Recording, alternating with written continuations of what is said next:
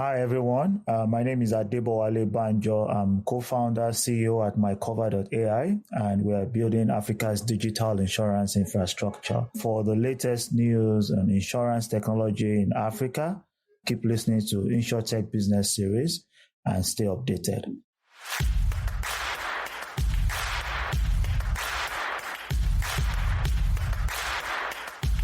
Welcome to the InsurTech Business Series podcast. I am Fulumi. And I am Damola. And together, we host the most exciting podcast on insurance and InsurTech related topics in Africa. Stay tuned.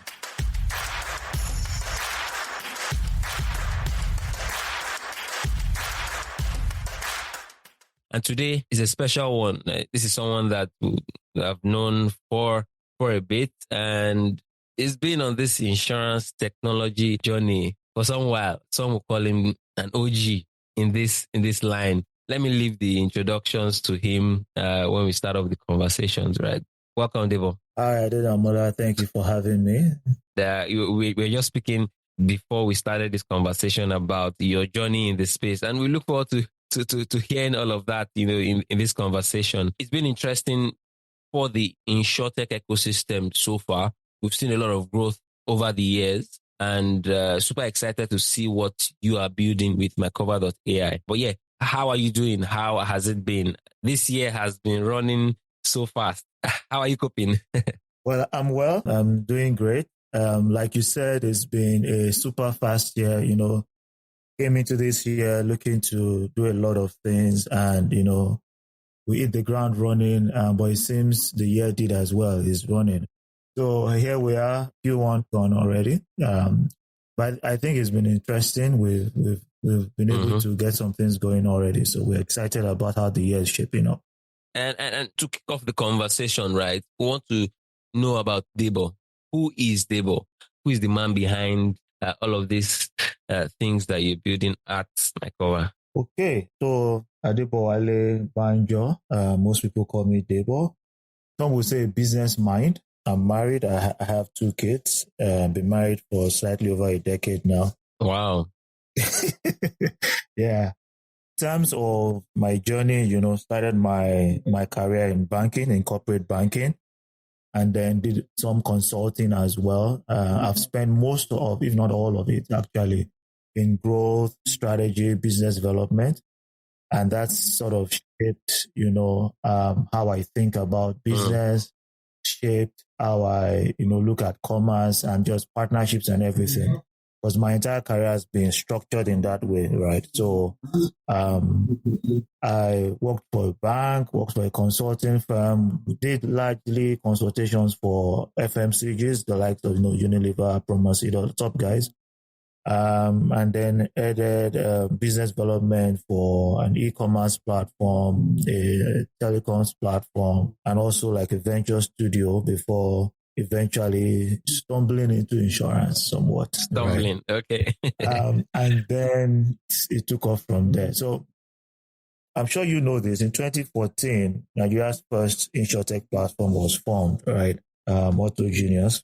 And somewhere, I think circa 2016, I met the founder and we had a conversation, and it was like, they'd like me to come on board and get the ship going. So up until that time, my insurance knowledge was pretty much, what I had gotten from the bank in terms of risk management and, just everyday knowledge, nothing too deep, right? And then I came on board. It was then an auto insurance comparison platform, which was way ahead of its time in terms of where the market was, where regulation was, and even the product in terms of tech. But the product wasn't bad, but the market just wasn't ready for it.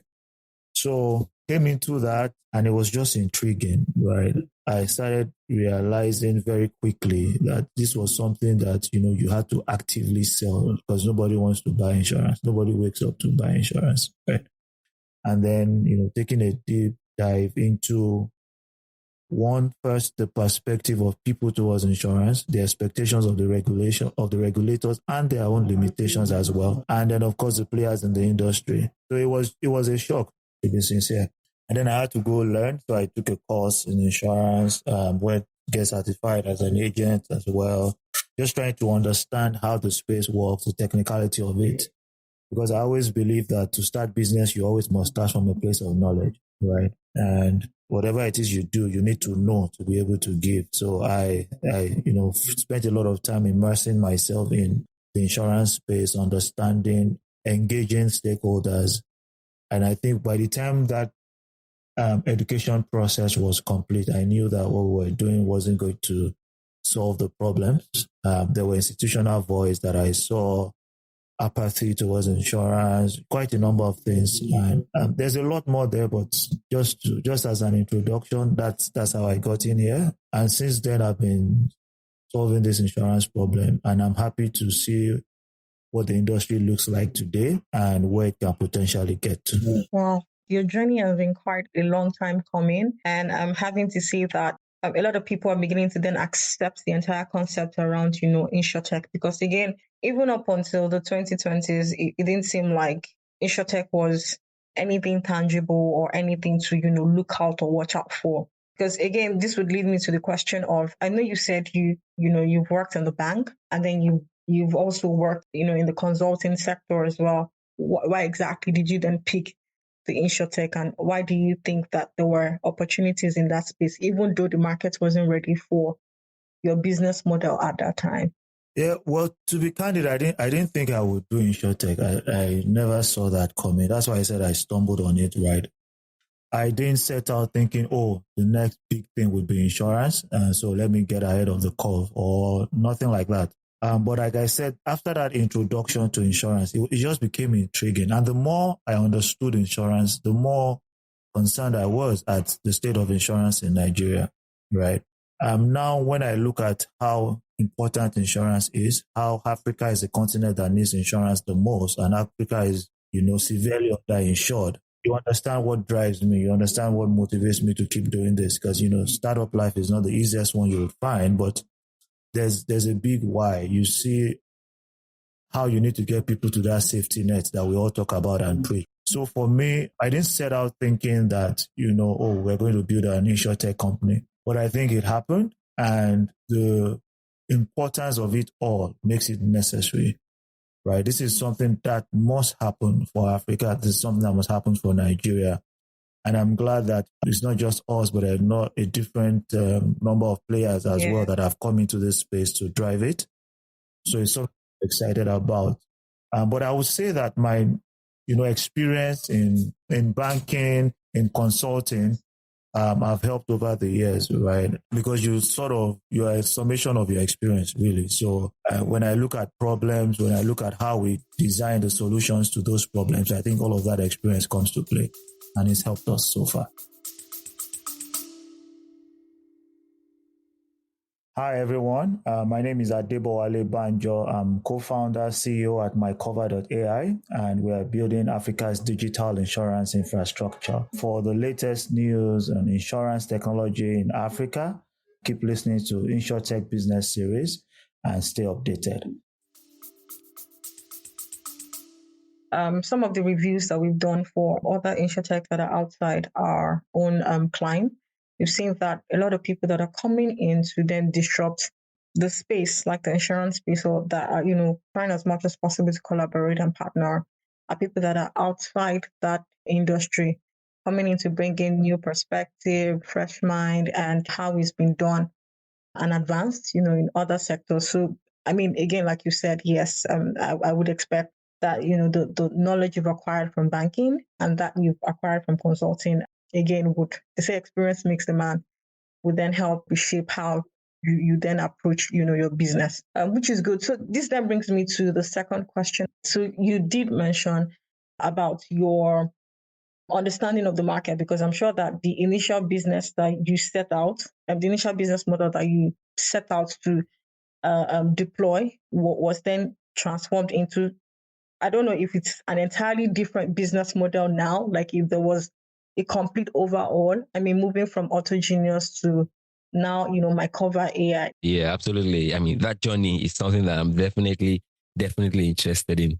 Okay. So interesting thing is, so first, these are two separate entities, right? But before that, right? So my co-founder and I met while at Autogenius. So he came in as well, then to do operations, and then it evolved into products. And then our CTO now used to work for the engineering firm that was basically handling the tech for us. So it was the lead engineer over there at the time. So in our interactions, we sort of became close. But I think the change came. I remember I was just thinking about this whole space. All right, checking what was going on all around the world and what we were doing. And then I remember having a conversation with Alex, who's my co-founder, and I said to him that imagine, we building an engine that powers insurance across. At that time, we are saying in Nigeria, something that looks like almost like what InterSwitch and NIBS are doing for payments. So everyone wants to do insurance, it passes through this infrastructure. People want to underwrite products, it's done through this infrastructure. But that would really be big. And then you can get people who are not necessarily into insurance to get into insurance and then distribute insurance for, to their own customers. It was such an exciting idea at the time. And I remember I was spending a couple of weeks just putting all of this together.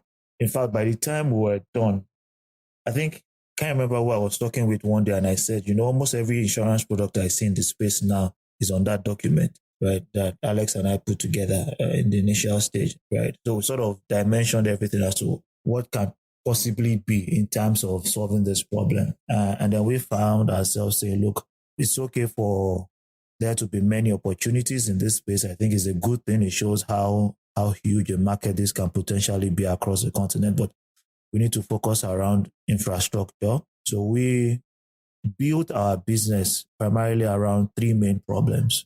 One is product development and underwriting. And what led to that was at the time when we were doing Autogenius, we were basically selling the insurance products as they existed. So what the insurance companies had, we just distributed.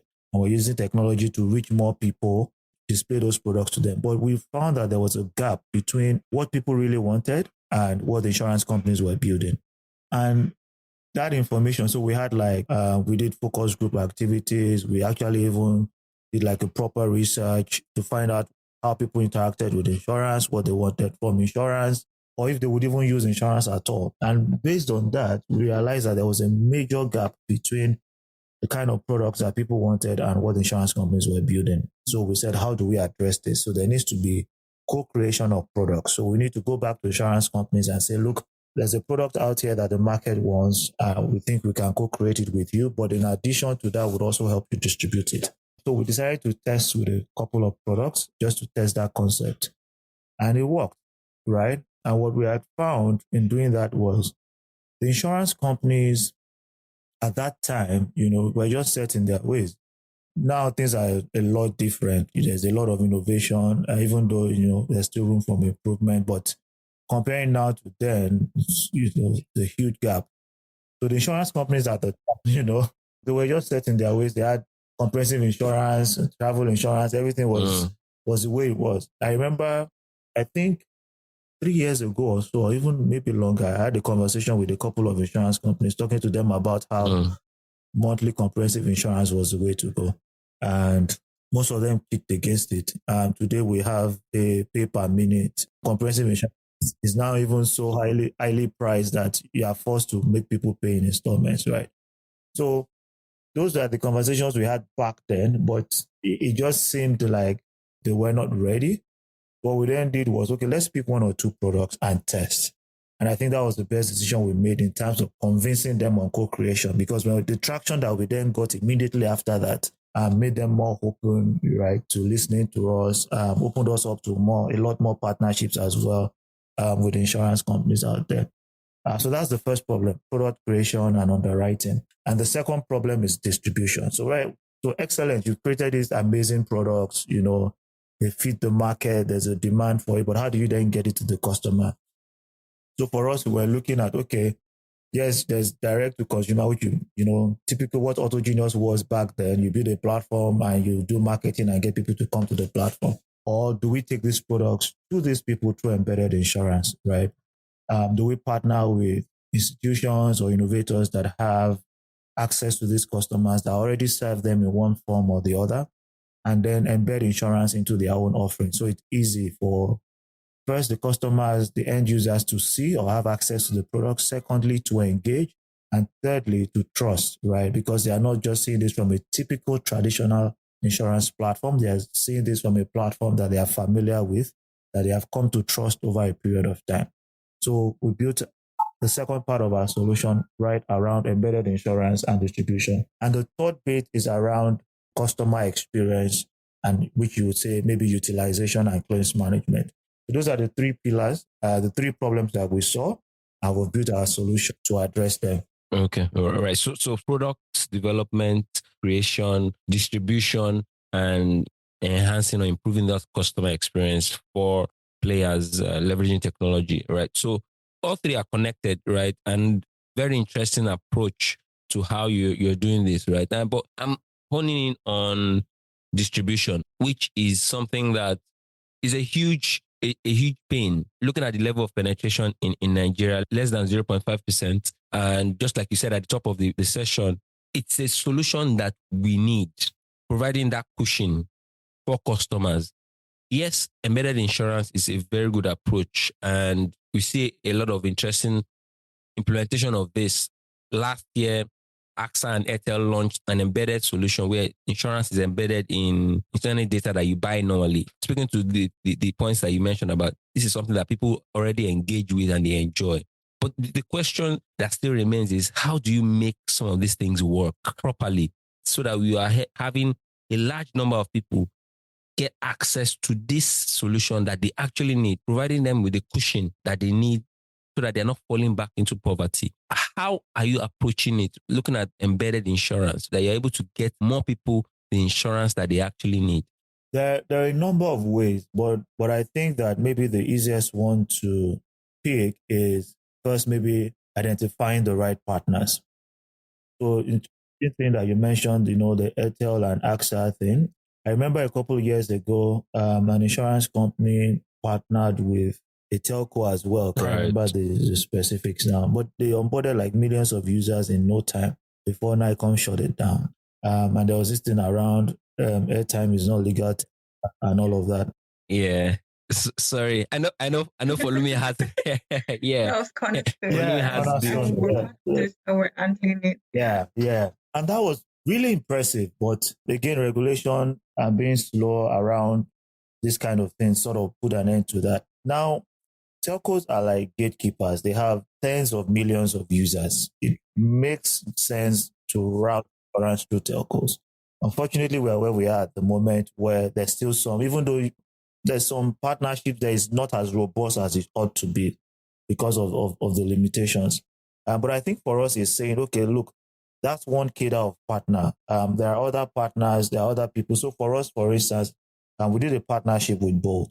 And the idea behind it was, this is a platform that empowers people. This is a platform that has access to thousands of drivers who are not in structured employment and are exposed to risk every time they go on the road. They have their, breadwinners, which means they have dependents and a bunch of things. So how do we provide insurance to these people? So it's creating products that, one, offers them, some sort of job security, in that if anything happens, you can get back on the road as quickly as possible.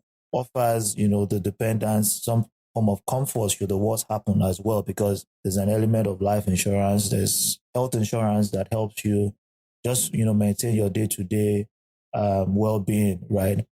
So I think for us, it's identifying partners like that would have access to a captive audience, and the audience have no other way of getting this done because they are not in paid employment. Most people who have insurance, they have it because they're in paid employment. They're in a structured organization where health insurance is a given, group life insurance, and all the likes. And those who have maybe auto insurance is because they don't want the police to stop them. So you find that most of the insurance is found within the corporate organization.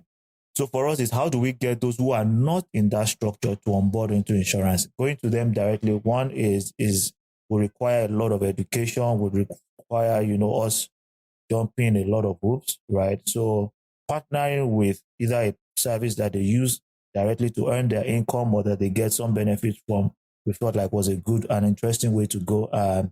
And we did that with both. Done a couple more after that. There's a partnership we're doing with a company that helps with waste management, recycling. And what we are doing, these waste pickers, they pick waste from different people and they earn cash. What we are doing is some element of that is now set aside for health insurance. So as you pick your waste on a regular basis, with that also comes health insurance for you. So it's in the natural course of doing your work. You don't really have to do anything. You don't have to make an act purchase or make a decision. I think for where the market is in terms of knowledge and education, we need to first do things at that level first, where it's almost like the decision has been made for you, but you have the options, right, to pick maybe a higher plan, a lower plan, a more robust benefit, that kind. But the action required to trigger this is not a lot. It's not you filling forms. It's not you onboarding. It's embedded into what you're doing. So there are a couple more partnerships like that we've done. And I think that for us is how we are looking at it is the kind of partners we pick is really, really important to the success of embedded insurance. Because we've also tried some partnerships today where people actually embed our infrastructure and then try to sell insurance to people. Some of it has worked, some not so well. But we found that the best model is one where there's really either little or no need for the customer to do much on their own side. As it were, I know that we've had conversation around embedding insurance for people to, buy, and maybe that would also drive the penetration rate, especially here in Africa, because people don't necessarily value insurance, but it is a necessity. Having embedded insurance in, all of this partnership and all of these products that you offered, have you actually seen an improvement in terms of sales, in terms of participation? Has it worked? Simple answer, yes. Is it where it ought to be? Another simple answer, no. And I tell people, Damola and I have had these conversations countless times. Insurance is the real grind, right? You have to grind this out. It's a lot of hard work because there's such a huge gap between what insurance is and its importance to people and what people's interpretation of insurance is. And I think that understanding, that knowledge is critical to seeing the kind of growth that we really want to see. I say this to people that when people have tested insurance, you don't have to preach to them. They just grow by themselves. Once they've experienced how insurance works and the impact on their lives, whether it's on their health or its finances, it's just, I had a conversation with a CTO of a company the other day. And, interestingly, it was how his wife had given birth on a plan and then she had to go through CS and a number of things. And then the insurance company, just sorted it out. It was easy, it was smooth. And the guy just went on. And, those guys could do no wrong in his eyes, right? It just wants insurance for everything. Now that's coming from a place of experience. It's almost like how you go into the malls and you have these people, they call them like experiential activations. They are there, there's a new town and they say, oh, taste it. Then when you taste it, you be like, oh, this is good. Can you get me a pack, right? I feel like that's almost how we have to dole insurance out at this moment. Yeah, right. People have to experience it to really value it. Right? A lot of what we say at this moment is a promissory note. Oh, if you do this, insurance is good for you. But until people really experience it, they're never really truly convinced. Talking about the experiential part, I also wanted to come from a point of, I know we have trust issues, especially in Nigeria, right? But the aspect of utilizing like heavy marketing content like testimonials and referrals, do you think that is like a business aspect that a lot of insurtech or businesses are not looking at? And do you even think that those testimonials and referrals actually work? I think they do work, right? But you also need to look at these things from two sides of the table, right? The insurance companies have been around longer than any insurtech, right? Some even longer than insurtech founders themselves. And they've tried this thing and it just hasn't worked for them. So you understand that there's some PTSD attached to this thing in their own minds as well. I remember 2018-ish talking to one of the leaders at an insurance company, and it was like they had just spent 80 million at the time on a marketing campaign. And, they didn't really get much for it.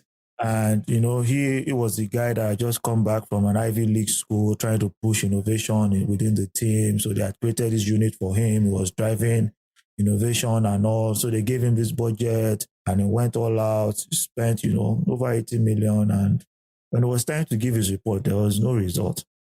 Now, that kind of person, when you go to him and say, oh, let's do marketing, he has PTSD.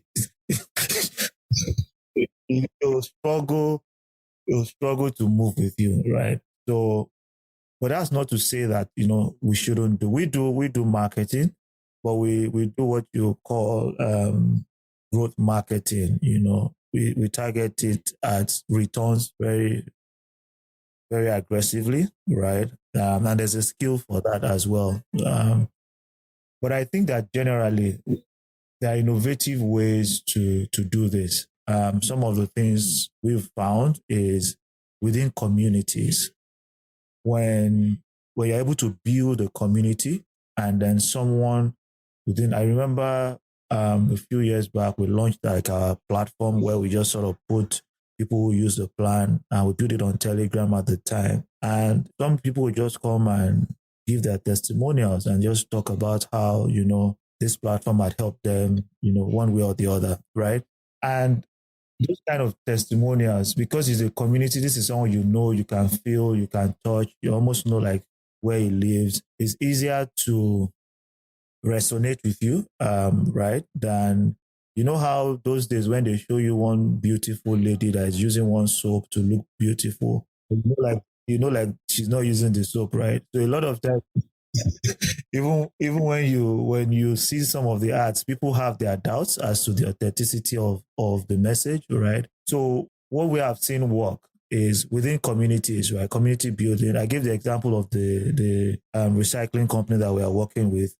So we've done a number of road shows with them. So our infrastructure is embedded into the platform of the recycler itself, right? So they don't interact with our own platform, but when they do events, when they do trainings, when they do all of those kind of things, we are present.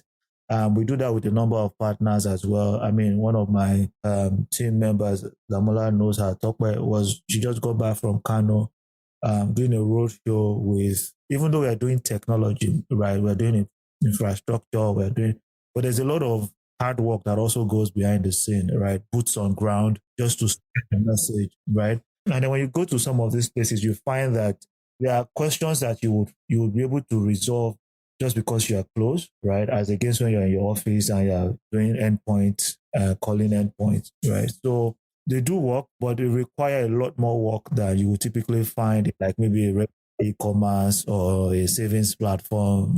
That's easy to do. But like I always say, if you want to do insurance, you must be ready to do the work. It's just simple and short. Yeah. There's no two ways around it. Hi, and I hope you did enjoy that conversation. Quite interesting one. Do ensure that you continue to listen to our podcast and share as well with your colleagues and friends future episodes and even previous ones on Apple, Spotify, Google Podcasts, on every platform that you get your podcasts. Right, and also don't forget to join the conversation on all of our social media platforms. We might have comments, reviews, as well as questions. Please do share on our LinkedIn page, on our Twitter page, as well as remember to follow us.